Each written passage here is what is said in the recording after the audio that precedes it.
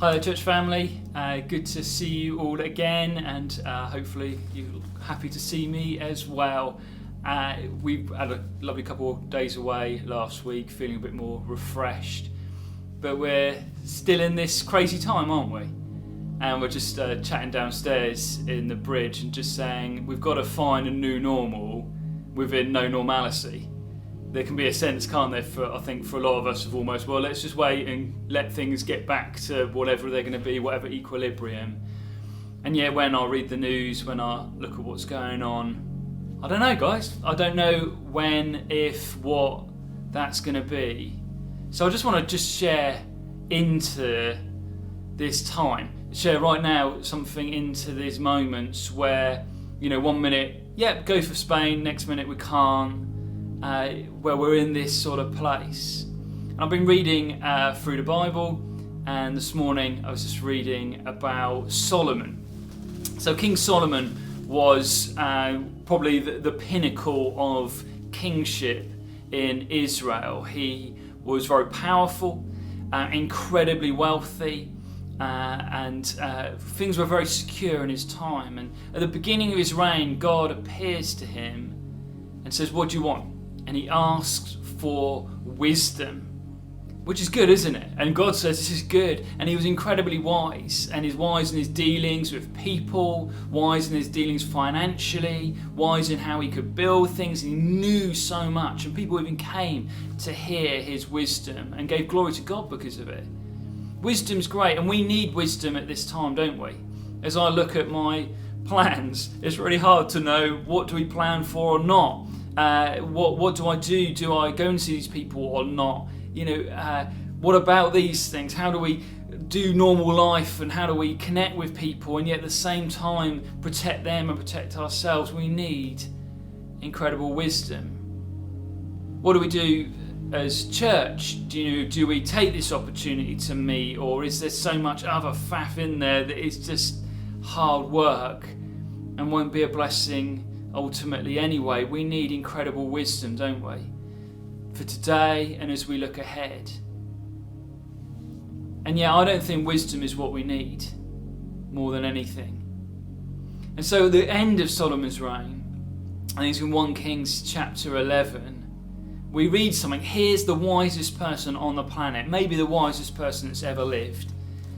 And he makes some stupid decisions. What's all that about? He says he loved women. He had 700 wives. I've got one. Not too sure how I could cope with 700. And just because that wasn't quite enough, he then had 300 concubines, which, hey, there we are. So 1,000 women, and he loved women. And it says they turned his heart from the Lord. He married outside of Israel, outside of those things, and God had warned before how don't do that. Don't intermarry, at that time, because it would turn your heart away from me. And then God comes and he's angry with Solomon because he says your heart has turned away from me. So here's the wisest person, here's all the wisdom, we know what to do, guys, and we know what to do about church, and I know what to do with my life and my money and my time, and what to do about my children who are not too sure education-wise, and all that stuff.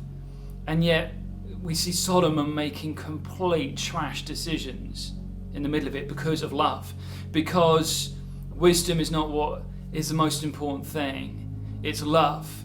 For love has your heart.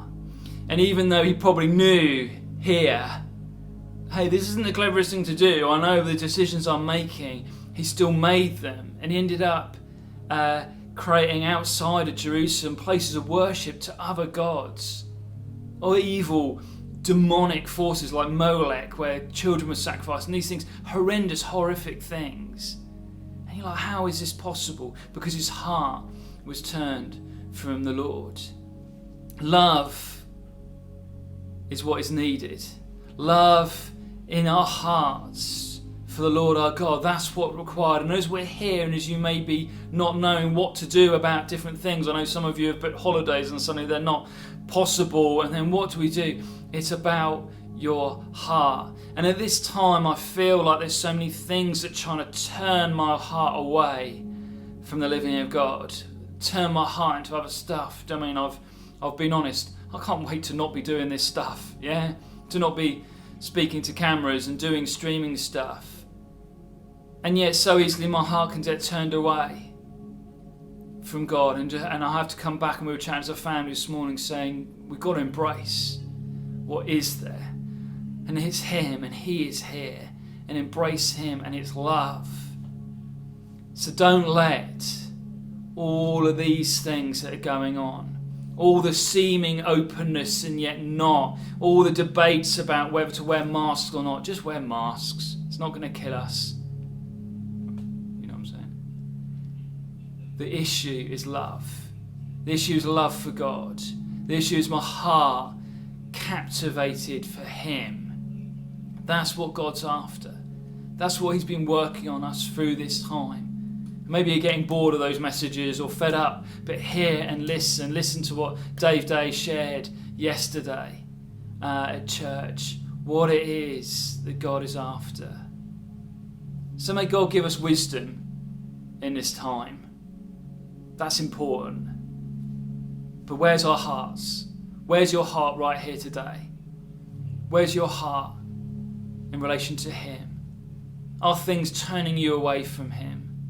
Or are they turning you towards Him in love? May we passionately love Him. May we take and grasp every moment we have to just love God with all that we are, within this stuff, within the challenges, within this. God bless you.